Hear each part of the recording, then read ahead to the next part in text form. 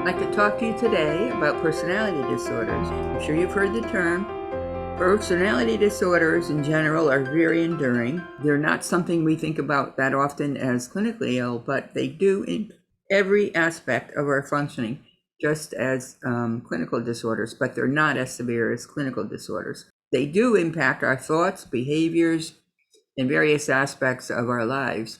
It's most evident in families that are under a lot of duress, and they do arise most obviously during adolescence and young adulthood. And usually they're pretty fixed. So when they arrive early, you kind of know the person has little quirks, you might call them. If they're severe, you call them down outright bad habits. But there's about 12 different types of personality disorders, and they're not so unique. They do overlap. They definitely can annoy everybody around them, okay? In the diagnostic manual, they cite about 12 different personality disorders, but some of the symptoms overlap, so sometimes it's hard to distinguish. In generally, they cluster them into 3 clusters. Group of personality disorders, cluster A, which is probably severe, your paranoid schizophrenia, a schizophrenic personality, or a schizotypical type personality. In this situation, the comments might be bizarre. They have different aberrant behaviors. Category B is more histrionic, overreacting, and it's the borderline personality, person who might get hysterical over the slightest mishap. So it's a drain on everybody around them. Their behavior can be very erratic, nice one day, and then erupting the next, or the next minute to minute, depending on how severe it is.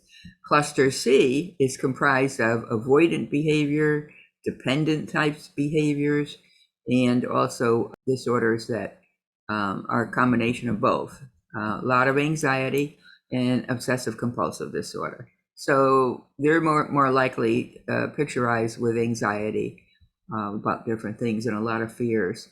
They come from different places, but people develop them. Sometimes they are inherited in the family.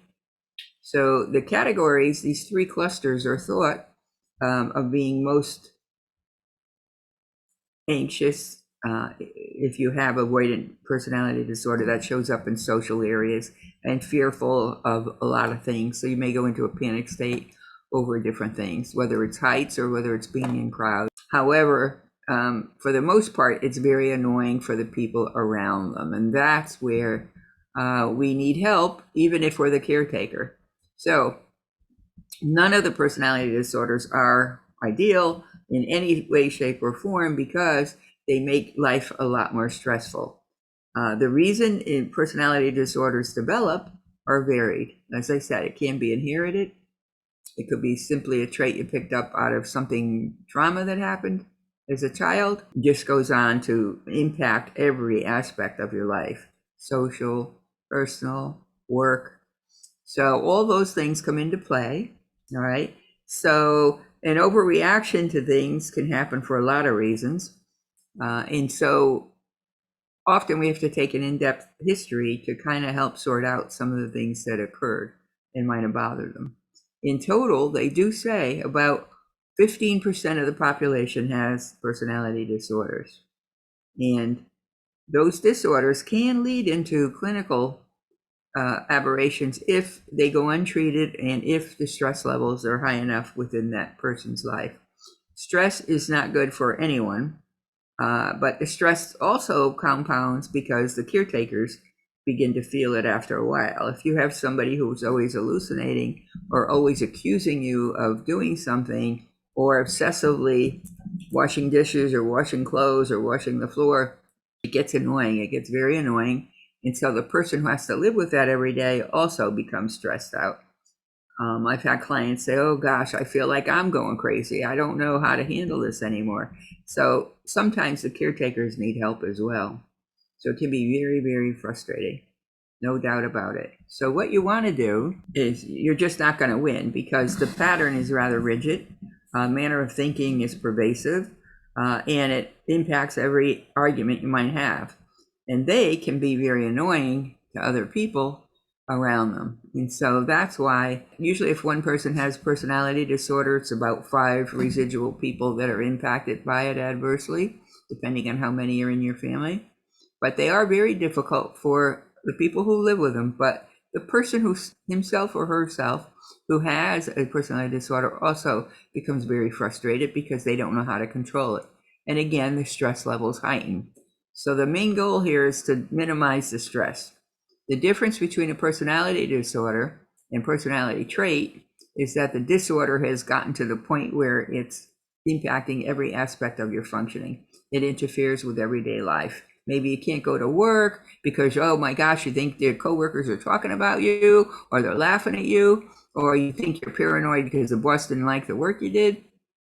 And so you can become so upset and everything gets so distorted that little tiny things that other people can cope with, you can't cope anymore, and frustration sets in.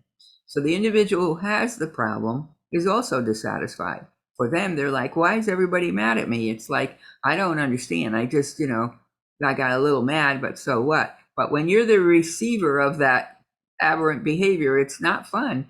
It's not fun at all. So we want to look at the total picture, not only the person who needs the treatment, but how the family is coping with it, okay? So when a person crashes in the family and erupts or blows up in a fight or curls up in a corner because they're crying and fearful about something, those are all stressful for the family members to deal with as well.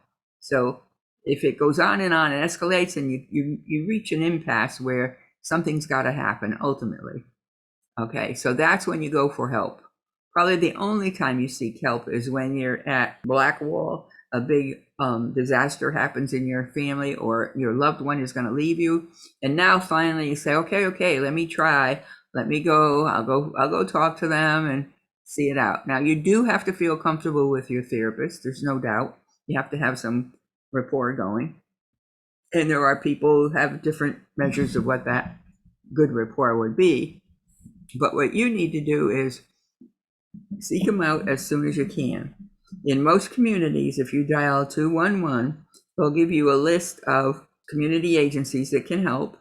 So it's very important that either you yourself or a direct family member makes those phone calls and gets these resources arranged and help you appoint a place. Now, I do want to re-emphasize that if a person is diagnosed with a personality disorder, it is not for other people to throw back in their face, okay? So I want to understand the difference there. I mean, all of us have quirky traits at some time, so it's not necessarily a personality disorder if it just happens occasionally. But if it's enduring and it happens constantly, and it's not good for anybody around that environment, then it becomes time to get help on the outside. The most point I can stress to family members and caretakers is not to throw this classification into their faces. First, personality disorders do affect our cognition, how we think, how we perceive events, and different patterns of rigidness might seem to appear. And so that impacts your argument. Every argument is on, and that person never changes. Two, it can affect our emotional reactions so that they're appropriate or not. Either we're overreactive or we're underreactive, or we're distant and withdrawn, or we have no impulse control and break everything in the house, slam doors when we walk through places. So a lot of these are subject to behavior modification. So we become emotionally upset and maybe overreact out of proportion with whatever the problem was. And that's what you have to be, aware of as an individual who has the disorder. Third, it impacts our own interpersonal relationships, our significant others, our family members, our siblings, our parents, whatever it is. And your intimate lover is usually the one who gets the worst of it because you're with them more. That stands to reason. So the more severe your disorder is, the more upset that person's going to become. And if you let it go on unattended, chances are eventually you're going to get an ultimatum and the person's going to want to leave because everybody only has their breaking point. And then the fourth area where the problems arise is impulse control. So that's where your arguments go from 0 to 10 in a minute. The minute you accuse or the minute you criticize, or you may say something minor, but they perceive it as huge and they get hysterical, overreact, and God forbid they should reach for something and swing it or hit it. One of you could be subject to domestic violence if you do that. You think it's funny, but I've seen people arrested for a peanut butter and jelly sandwich that they throw. Did you hear me? Yes, a peanut butter and jelly sandwich. And it was enough to get a person arrested for domestic violence. The sandwich hit the victim in the eye. So the more damage that's done to the person, the more your consequences are going to be. So we don't want that. But some personality disorders we can't help because they're inherited. They're either learned by modeling in the family, how other people react to problems, you learn to cope the same way. If you see your parent making reasonable solutions, then you learn to make reasonable solutions. If not, you're at a loss. While others develop life traumas, so any trauma event in your life is enough to throw people off. You could become hyperreactive, you could be very vigilant, or even to one extreme, you can be born with a lack of resiliency as an inherent personality trait. So to be successful in life, the last thing any of us need is more stress. So wherever your source of stress is coming from, that's what you need to look at and consider it for treatment. When you are dealing with an individual who has a personality disorder, it is extremely frustrating and exhausting because you're getting nowhere. Ideally, you hope that the person would get help from a professional. That's the best way to help you cope, to learn some behavior modification training, if that's possible. And what you want to do is raise the individual's awareness and consciousness as to how these things are identifiable and are fixable through behavior modification treatment. Okay, therapy, cognitive therapy, talking through the problems, looking at solutions different ways. All these are different methods of working through issues in mental health therapy. So the stigma is no longer there for mental health therapy. It's more like I consider it getting a reality check. This is what happened. What does the counselor think?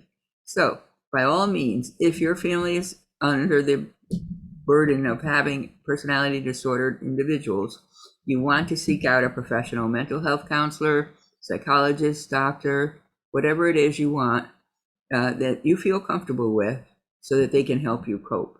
Persons with lower intellectual abilities have a harder time with it because they really don't have that cognitive or intellectual thought pattern that helps them. So they might tend to be more rigid. So arguments are just like hitting your head against the wall. So try to always be aware yourself that the person you're interacting with can only change so much on their own. And so you can yell and yell and yell or lecture them, and the same results happens because they really can't see past that. So don't bludgeon them with it. You need to be patient. You need to get outside help in dealing with it. And as I always say, do not ever, ever, ever throw that in their face. Do not use these labels that are put on for classification or for insurance because all of us have traits that annoy others. Let's face it, none of us are perfect, really. We'd like to be, but we're not. So what we call enduring and pervasive as a personality disorder is something that really impacts every aspect of your life, that it's unsuccessful. So we want you to be aware of it and see if we can work these flaws out. And of course, all these disorders are exacerbated when substances are involved. So I do see a lot of substances, people use them to take down their anxiety, but in reality, you're heightening the personality disorders. Now that doesn't help at all. So do not ever, ever, ever throw out a label and crucify your family member, use it as a bludgeon to hit them over the head and say, you have a personality disorder. It's all your fault. It's all your fault.